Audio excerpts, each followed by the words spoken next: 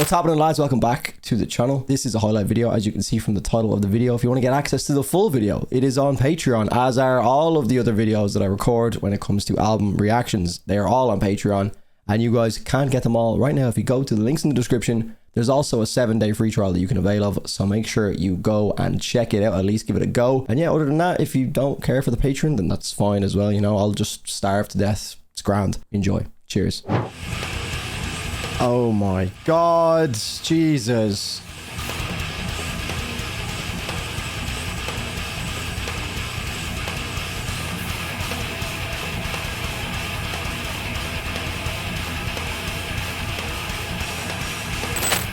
All the progress I thought I'd made over the years with understanding time signatures and the ability to actually groove to certain tracks, and then Meshuggah have just come back and humbled me. Now, I was told, thank God, I got to give a shout out to Alex for this one. He did say that this track is like a little bit inaccessible to the naked ear, I guess, without, you know, being prepared. So I think that's important to have that spoiler. Sometimes it's like, obviously you don't really want to know about certain things, but this could be very off-putting from the get-go, because it's like, although I love their sound, it's like, Jesus Christ, how do I even move to this? So I'm just going to sit here and take all of this in for what it is.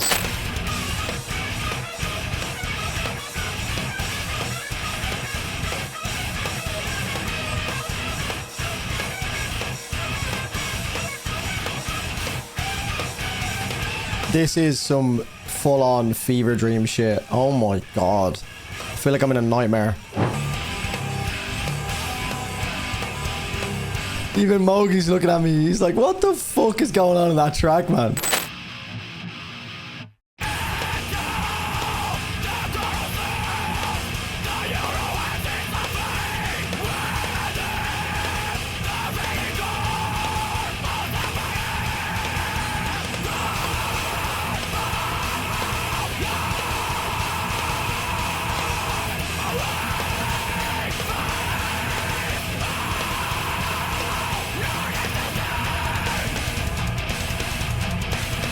I mean, I always talk about the importance of intros grabbing your attention, and I mean, I can't really fault them in that realm, because they've most certainly done that.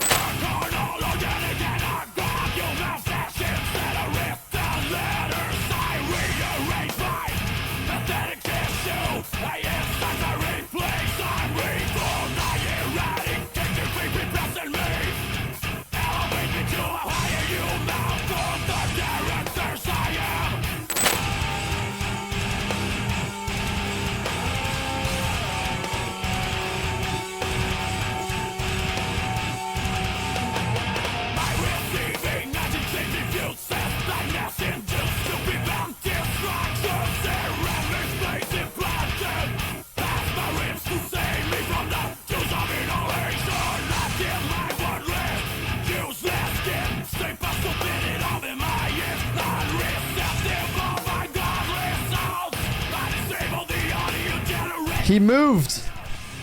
Just woke up when Mowgli was gone. I was like, what the f— he just disintegrated from the riffs.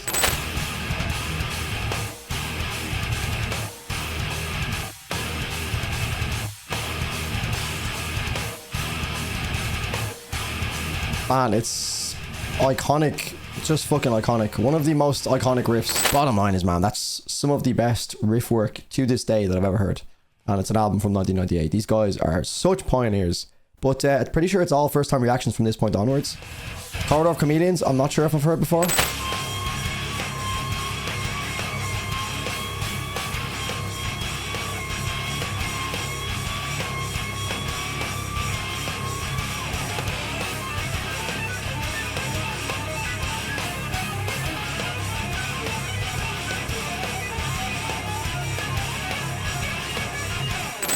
It's weird because I can hear like all of the different signatures that I could possibly actually follow on to. I feel like I'm kind of following the overall pulse of the track as a whole, like the boom, boom, boom, boom, boom, boom, boom, boom, boom, boom. That's what I'm obviously moving my head to, but there's also that snare pattern. You could follow so much, and you can follow the fucking chugs. I feel like I'm kind of falling somewhere in the middle of all this, where I just kind of like naturally, I guess I'm kind of following the chugs a little bit. Dun, dun, dun, dun.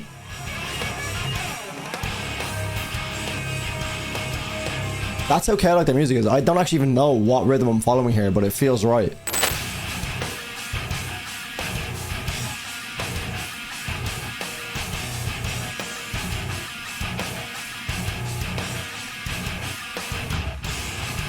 This kind of sounds like some of the modern hardcore stuff, no? That dissonance with the down-tuned chugs. Knocked loose a little bit. Again, you can just hear so many different, like, influential sounds in this already that we hear throughout the next few years, you know? It's crazy.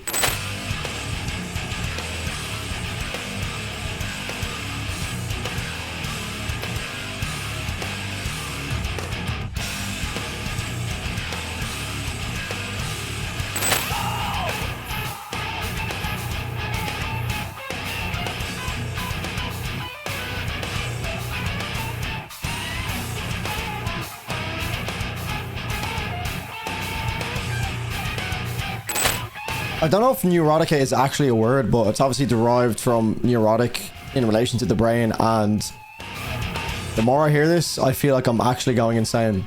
Just this polyrhythm is fucking my brain up.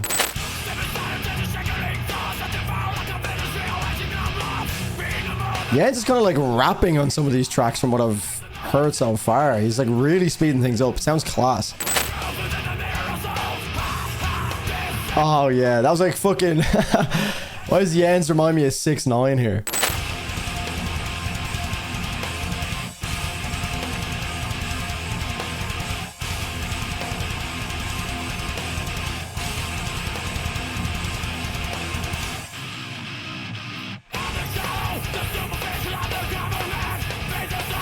Just as I think I'm gonna get an accessible groove, they just throw in about 9 different rhythms.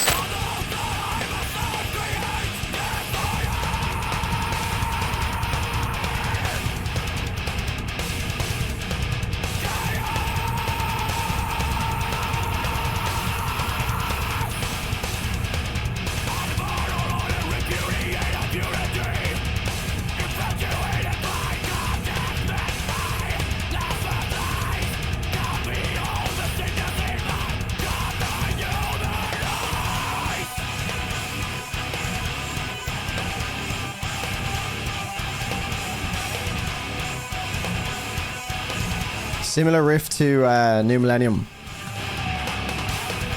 Loving the lyrics in this one. I indulge. He said, I'm common. I'm the pampered degenerate. I indulge my inclinations. The only words to my attention are those that I myself create. Again, the irony of the track that's called Sane is the track that's making me feel the least sane, similar to Neurotica. Again, about the brain makes me feel like my brain is imploding. Typical Meshuggah fashion.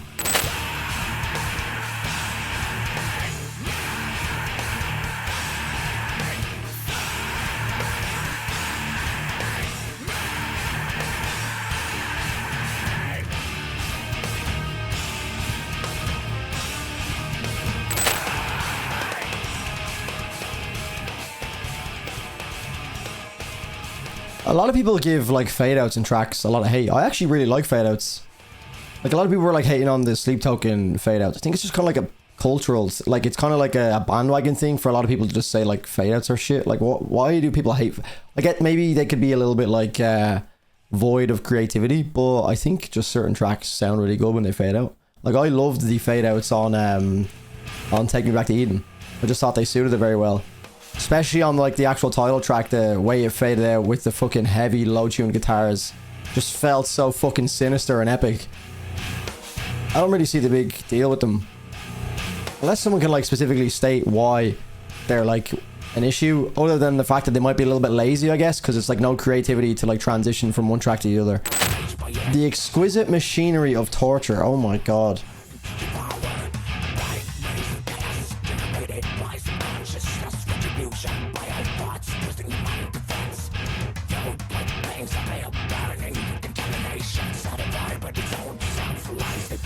Who's doing vocals on this? That wasn't Jens. Is that Thomas? Or Dumas? Yeah, it's Thomas Hake. Dumas. From what I can see, anyway.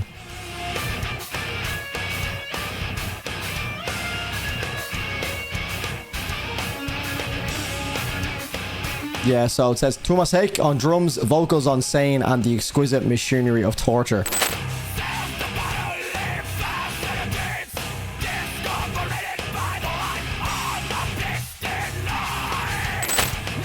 So I'm just trying to pay attention to the actual structure from a time signature standpoint. So let me see if I can actually follow it, because before I was completely oblivious, but now I've had a bit of time to obviously sink in and understand Meshuggah's music over the last few years and just get an idea of other bands that use kind of wacky time signatures. So let me see.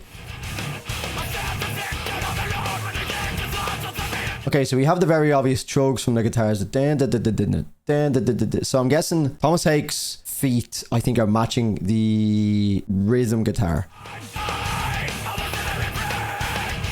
That would make sense. So the bass and the actual kicks on the drums are following the guitar. And then his hands are in a different rhythm completely, because that's what's fucking me up here. So he's playing like two different time signatures completely with his hands and feet, which is so fucking impressive. And this is the last track, man. That was a quick fucking album. Jesus, time flies when you're having fun. I know this one's 15 minutes long. Oh, there's a bonus track at the end of this. I don't know if this is included in this album, is it?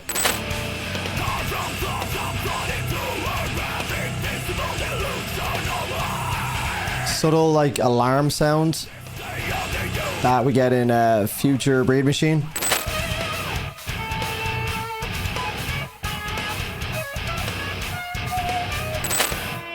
I'm trying to find On Anything, which is what it's saying on Wikipedia, but it doesn't seem to be here. I'll maybe try to find it on YouTube. It's not on Spotify.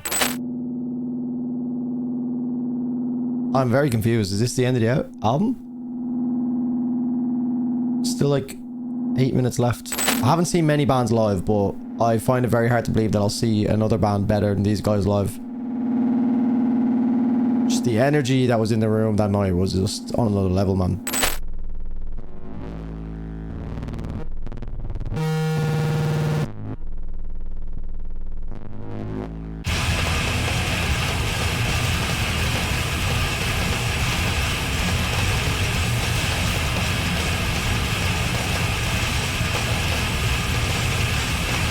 But we're just going to react to it. It's Meshuggah's On Anything Chaosphere Japan Edition. So let's see. I don't know what this is, but it's on Wikipedia as being like a lost track or something. So we'll see. You guys will have to fill me in on what that's all about, but okay, that was probably a bit pointless, like, even listening to this, but there, I gave it a go. I'd prefer to have listened to it and I won't say regret it, but you know, I'd prefer to have listened to it and said, you know, I gave it a shot, as opposed to being destroyed by you lot in the comment section saying, you didn't check out this lost track. But no one actually even told me about it, to be fair. I just happened to see it on Wikipedia, and, you know, sometimes it's just fun to do these little Easter egg moments. But, yeah, we've awoken Mowgli. Mowgli's awake. Oh, he's back to sleep. Off he goes again. Yeah, there he goes. Okay, so, guys, that is the end of the video. For anyone watching on YouTube, we are going to break down the album, give my full rating, my review, my overall reaction, summarize it. All of my notes are here. We're going to do that on patreon.com/DrewFortune. So if you'd like to support the channel directly, then head on over there. But also you can get a free trial, 7-day free trial if you haven't availed of one yet. It is available. Just click on to the Patreon page. You'll see 7-day free trial. Give it a go. If it's not for you, by all means, cancel it before the 7 days is up. But if not, if you want to support the channel, then obviously go ahead with the trial and continue on. Come and join the community. We have over 537 people on Patreon at the moment. It's absolutely crazy. We've been growing at an insane rate. I want to try and get to 1,000 patrons. It's probably not too close down the line, but who knows? We'll see. Guys, thanks so much for watching. Come on over to patreon.com/DrewFortune. Join the community. I'll see you there. Cheers.